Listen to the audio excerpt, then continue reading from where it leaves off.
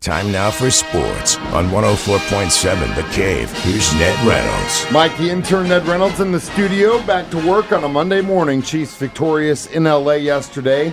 Theme of the season so far for that team, in my opinion, find a way to win. Chiefs were a 7-point favorite, won it by 7. That's exactly what we got.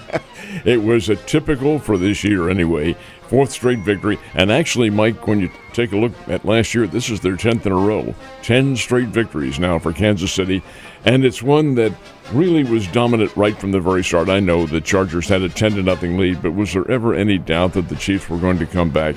They do it with huge size on the lines, both lines, and they're both really quick. And that's how they're getting this whole situation won. It isn't so much a dominant offense as it is the defense putting great pressure on the other teams. Now, the Chargers had no way to handle that Kansas City pressure. Justin Herbert had, he did very well in the first period, but that's when they were figuring out what was going on. The Chargers had 224 yards of total offense, 224. Kansas City, 329. And I'll tell you, as the game went on, and you saw the game, of course, as the game went on, it occurs to me that, boy, the Chargers are getting gassed out there. They were really fatigued, and that comes from that big, heavy line leaning on them, and offensively putting a lot of stops on the defense, and that really takes a lot out of you. Chris Jones, for instance, had 2 sacks in the ball game. They couldn't keep him out of there, and Herbert, who was ineffective for the most part, he's a good QB. But when you have that kind of pressure on you, especially there when you have a third and 4, 3rd and 5, and you know fully well that defense is coming after you with everybody. Now, there's a way to beat that, but you better be ready for it. That's just it. And the Chargers were not. I don't think Chargers are as good as I thought they were going to be. They're decimated with injuries. Oh, yeah.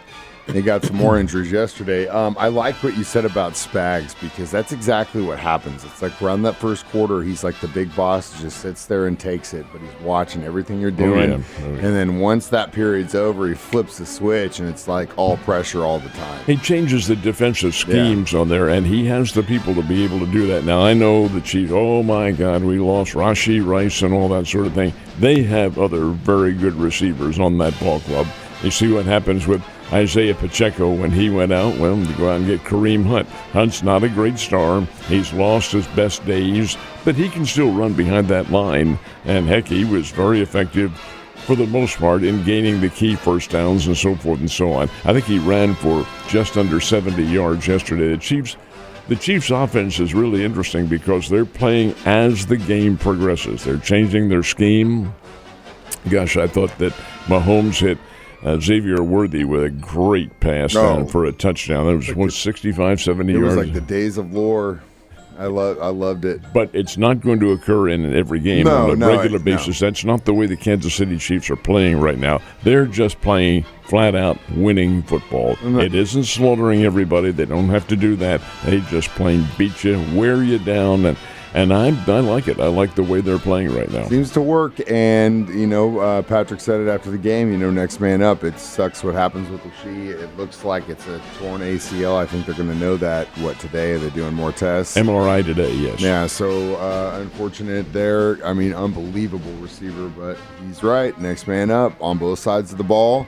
And onward and upward back home against the Saints a week from tonight. And when you take a look at the way the Chiefs draft, that's where they're winning, folks. They are drafting for depth, not star players right away, but depth and learning. And you can see that. It's quite obvious what they're doing. QB, that's not a problem. Mahomes is still in his 20s, so you don't have to draft for that. But you do need a backup in there in case, heaven forbid, something does happen. And they have Carson Wentz in there, who is perfectly capable of handling as a reliever certain situations. But as the receivers go, they've got them, folks. They've got them right there. Worthy is quick. You have Watson, the kid from Penn, who can catch the football. You have Kelsey.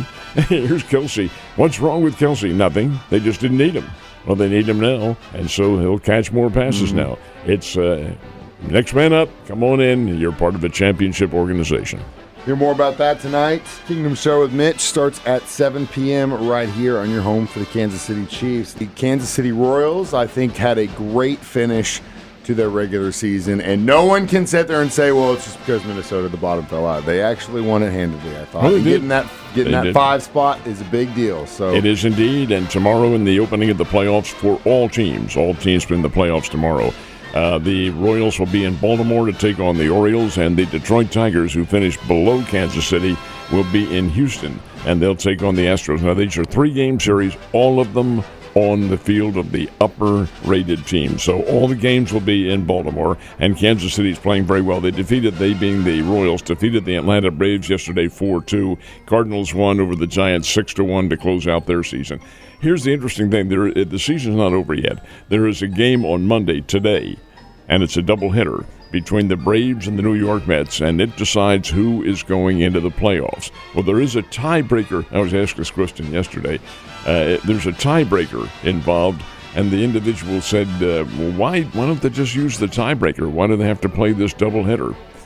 Because these are regular season games. They are makeup games from the hurricane coming in last week. That's why they're doing this. That's why this doubleheader is scheduled. It's to see who goes to the playoffs. It is not a tiebreaker for the playoffs as such. So it's Atlanta versus the New York Mets in a day doubleheader. It's not one of these day-night things. How about Bobby Witt Jr.? I know, my man. I love that guy. He finishes as the American League batting champion, .332. Did Aaron Judge get his 60 home runs? No.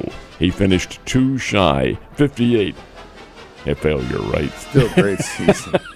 You like the rotation the Royals are doing for the wild card, Cole, then Lugo, then if necessary Waka? Oh, I think so. I think that's the way they have to go. And their pitching rotation has been nothing short of excellent, and Lugo has been the key right there. Here's a guy with 16 victories on the year.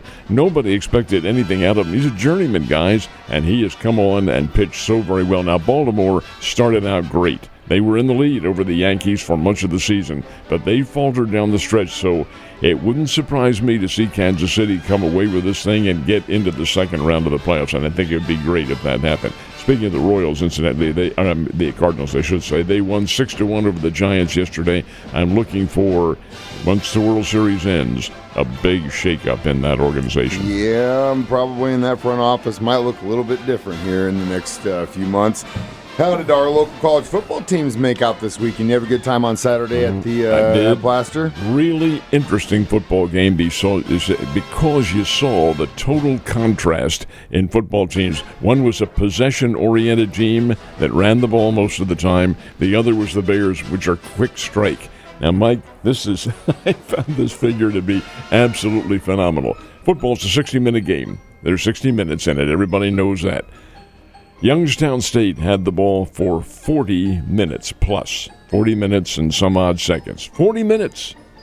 The Bears had the football for 19 minutes in the game, and the Bears won the game 38-31. Now, wait a minute. How do you explain the difference in possession? Well, it's because Youngstown State played run the football, mass your yardage on the ground, and yet they were still in it. They did throw some passes, but the Bears all quick strike. In fact, there was one moment in the first period where Youngstown State took 7 minutes to drive the field and score 7-0. A minute and a half later, the Bears had tied the game. Yeah, this is a good Bears team. They're 3-2 on the year. Now, that's not to say they're going to go undefeated and beat the champions, South Dakota State, and people like that. But they are very entertaining to watch. And Jacob Clark, their quarterback, is really, really a good player. And that's how they won the game in quick fashion. I mean, came back and just boom, right at the end, right in front of all their mommies and daddies. 8 seconds to go in the game. Hit a touchdown pass, but you knew they were going to because they're just driving down the field. And yet, crowd of over 12,000. It was Parents' Day on the campus. But if they keep winning like this, homecoming, which is coming up in a couple of weeks, they'll have very good attendance. Attendance is getting better. Let's put it that way. It's good to see it. Last but not least, we had a huge race going on up in Kansas City, the 400 at the Speedway. Who won that big daddy? Ross Chastain was the winner, and he is not a playoff driver. He's not in that field of 12. But everybody runs. Everybody's running in the race. It's just to accrue the number of points. Well, Ross Chastain won it. Great victory and all that sort of thing. He gets the prize money. But the points will go to the second-place finisher, William Byron, who by finishing in second, and he was 0.3 of a second back at the winner. I mean, it was practically fender to fender. By winning, his points put him as the number one. Now going into the next week's race, and next week is Talladega, Alabama. It's going to be some awesome competition right there at the top going great. into this playoff, especially if you're a NASCAR guy. Ned, you have a great day, and I will see you on Tuesday.